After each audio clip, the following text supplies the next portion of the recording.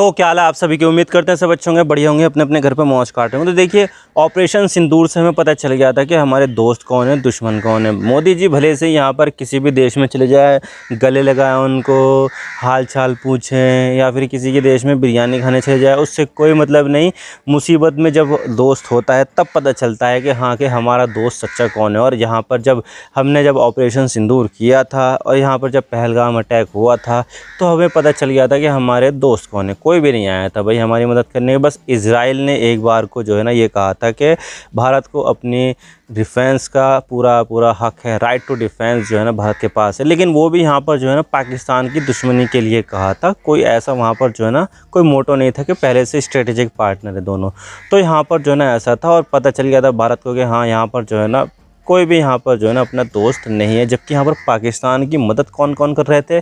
China. 81% जो weapons हैं ना पाकिस्तान के, वो सारे के सारे चाइनीज़ है। और उसके अलावा यहाँ पर कई सारे टर्किश ओरिजिन के हैं और कई सारे यहाँ पर जो है ना फ्रेंच है या फिर अमेरिकी है। तो यहाँ पर देखा जाए तो पाकिस्तान की मदद भी कई सारे देश करते हैं, इंडिया की मदद तो यहाँ पर कई सारे देश करते हैं। और लेकिन इंडिया भी यहाँ पर अपना खुद का सामान जो है ना वो खुद बनाता है। लेकिन हमें यहाँ पर देखने को मिला कि यहाँ पर चाइना के अलावा कई सारे दूसरे देशों ने भी पाकिस्तान की मदद की थी, जिसमें से यहाँ पर जो प्रमुख है वो है अज़रबैजान और टर्की। अब देखिए, अज़रबैजान का तो यहाँ पर नहीं है, लेकिन यहाँ पर जो है ना टर्की की जो है ना हम यहाँ पर काफ़ी ज़्यादा हालत ख़राब कर सकते हैं। और हम यहाँ पर दूसरी तरफ आर्मेनिया की मदद करके अज़रबैजान की भी हालत ख़राब कर सकते हैं। और इसी तरह से अभी हम यहाँ पर देखा जाए तो ये बात जो है ना हमें पता है कि जो टर्की है वो खुलकर यहाँ पर पाकिस्तान की मदद के लिए आया था। और कई सारे जो भारत ने ड्रोन मार गिराए हैं या फिर पकड़े हैं वो टर्किश ओरिजिन के थे। यानी कि यहाँ पर टर्की के जो ड्रोन्स है वो पाकिस्तान ऑपरेट करता है, चाहे वो TB2 ड्रोन हो, अकिंची ड्रोन हो या फिर छोटे क्वाड्रैप्टर हो।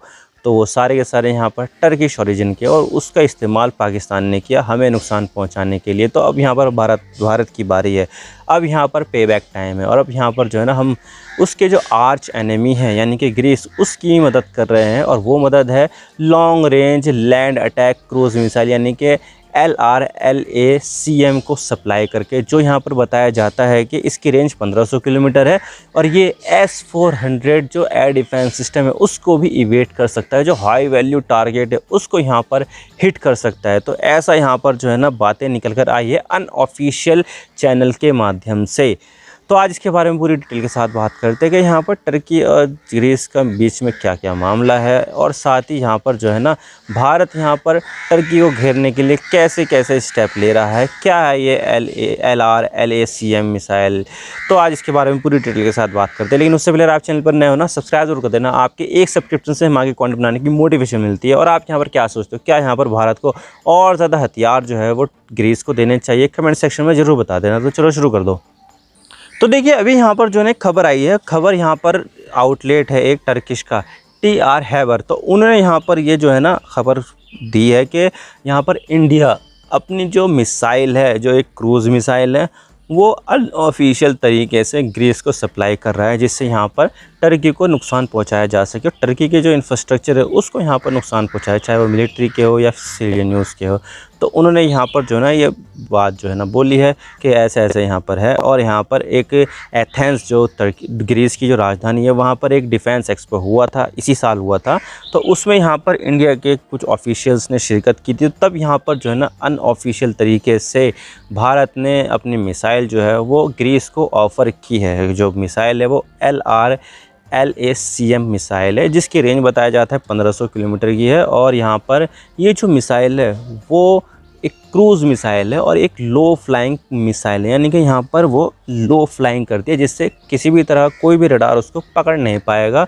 और एक क्रूज़ मिसाइल है और उसकी स्पीड काफ़ी ज़्यादा होती है, तो यहाँ पर रडार के लिए और ज़्यादा मुश्किलें हो जाएगी। और ये ऐसी मिसाइल है कि S-400 तक भी इसको नहीं पकड़ पाएगा। S-400 दुनिया का सबसे ख़तरनाक एयर डिफेंस सिस्टम है, और ये जो एयर डिफेंस सिस्टम है उसको भी नहीं पकड़ पाएगा, इस मिसाइल को भी, जो इंडिया ने बनाई है। और ये जो मिसाइल बनाई है ना इंडिया ने, वो पिछले साल बनाई थी और इसका टेस्ट वगैरह ये सब किया था, और काफ़ी ज़्यादा ख़तरनाक मिसाइल है। और ये जो है ना अपनी एक्यूरेसी के लिए काफ़ी ज़्यादा जानी जाती है, मतलब कि इसको इस तरह से बनाया कि वो एक्यूरेट हो और ये जो है ना रडार की पकड़ में ना आए, स्पीड भी इसकी काफ़ी ज़्यादा हो और ये जो है ना हाई वैल्यू टारगेट को हिट कर सके। और यहाँ पर जो है ना टर्किश मीडिया ने ऐसा ही कहा कि टर्की के जो हाई वैल्यू टारगेट है उसको हिट करने के लिए इंडिया यहाँ पर ग्रीस को ऐसे मिसाइल जो है ना वो दे रहा है। अब ये जो मिसाइल है ना बड़ी ख़तरनाक है। आपने अमेरिका की टोमाहॉक मिसाइल का तो नाम सुना ही होगा। टोमाहॉक मिसाइल जो यहाँ पर हेलीकॉप्टर से, शिप से, सबमरीन से, फाइटर जेट से, इन सब से यहाँ पर जो है ना दागी जा सकती है। बहुत ज़्यादा ख़तरनाक मिसाइल है और ये जो है ना इसने अभी इस्तेमाल किया था, ईरान के ऊपर किया था अमेरिका ने, जब यहाँ पर जो है ना फोर्दो, नतांज़, इस्फहान न्यूक्लियर साइट पर जब अटैक किया था तो फोर्दो पर तो बंकर बस्टर बम गिरा दिया था GBU-57, लेकिन यहाँ पर इस्फहान और नतांज़ के ऊपर कौन सा गिराया था, वो गिराया था यहाँ पर टोमाहॉक मिसाइल। तो यहाँ पर जो है ना टोमाहॉक मिसाइल ने बहुत ज़्यादा ख़तरनाक यहाँ पर काम किया था और तबाह कर दिया था उसका यहाँ पर। तो ये जो मिसाइल बनाई है ना इंडिया ने, LR long range land attack cruise missile, यानी कि LACM, ये जो है ना टोमाहॉक मिसाइल के बराबर की है, उसी के ही समकक्ष है और जो रशिया की जो कैलिबर मिसाइल है उसके जैसी है, यानी कि बहुत ज़्यादा खतरनाक मिसाइल है। और ये जो मिसाइल है ना ये एक मोबाइल लॉन्चर से जो है ना लॉन्च की जा सकती है। आप देख सकते हैं वीडियो में किस तरह से एक मोबाइल लॉन्चर से इसको यहाँ पर जो है ना लॉन्च किया जा रहा है। और ये जो है ना इंडिया ने टेस्ट की थी, चांदीपुर रेंज जो ओडिशा में है वहाँ पर टेस्ट किया था। आप देखिए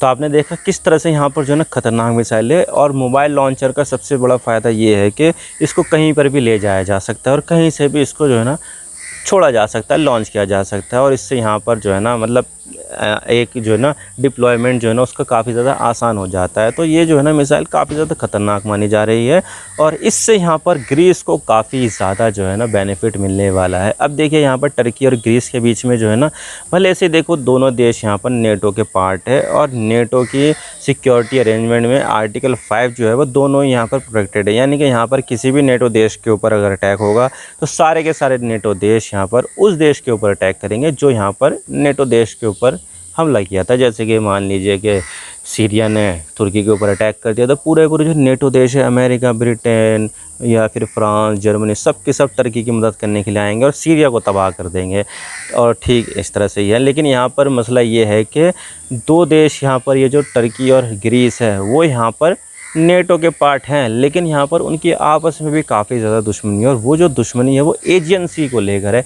अब देखिए एजियन सी ऐसा है कि यहाँ पर काफ़ी ज़्यादा गैस के भंडार भी पाए जा सकते हैं, वहाँ पर मिले भी हैं गैस के और पेट्रोलियम के जो भंडार है वो पाए जाते हैं। और अपनी जो है ना एक्सप्लोरेशन वो टर्की करता रहता है, जिससे यहाँ पर क्या होता है कि वो जो ग्रीस है उसको अपनी जो सोवरेनिटी है उसके ऊपर ख़तरा होता था कि यार ये तो जो है ना हमारा आइलैंड है और उसके आसपास यहाँ पर जो टर्की है वो आ रहा है, तो ये जो है ना हमारे देश के अंदर एंट्री है, तो इसको हम अलाउ नहीं करेंगे। तो इससे यहाँ पर जो है ना क्या होता है कि दोनों देशों के बीच में टेंशन बढ़ती रहती है और कभी कभी तो ऐसी सिचुएशन भी आ जाती है कि यहाँ पर एक दूसरे को जो है ना हमला करके जो है ना ख़त्म ही कर देंगे।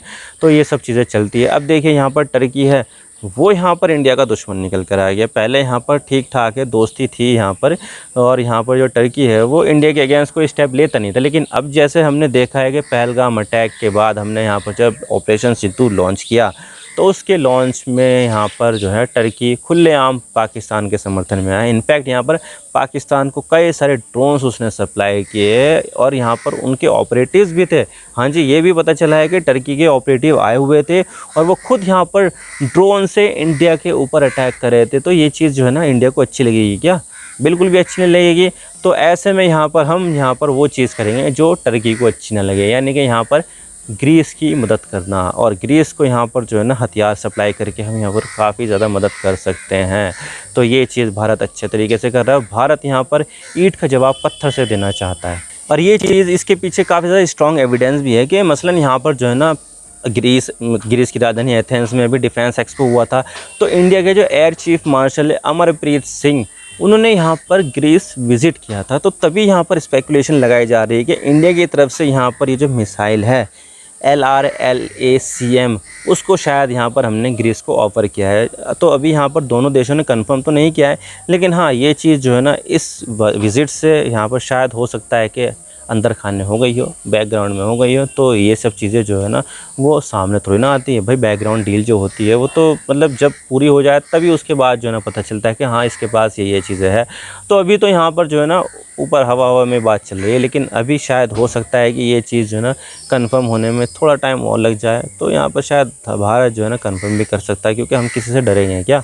हम यहाँ पर जब तुर्की जो है ना पाकिस्तान की खुलेआम मदद कर सकता है, तो हम भी यहाँ पर शायद खुलेआम ग्रीस की मदद कर सकते हैं। तो अब देखने वाली बात होगी कि आगे क्या होता है। क्या यहाँ पर जो है ना इंडिया वाकई में ये जो मिसाइल है वो सप्लाई करता है, या फिर जो है ना मतलब देखने वाली बात होगी कि क्या चीज़ होती है। तो आने वाला वक्त ही बताएगा। आई होप आपको सारी बातें समझ आ गई कि वीडियो थोड़ा सी पसंद आए, लाइक ज़रूर कर देना, और चैनल पर नहीं हो तो चैनल को सब्सक्राइब जरूर कर देना। आपके एक सब्सक्रिप्शन से हमें कंटेंट बनाने की मोटिवेशन मिलती है। Thank you for watching.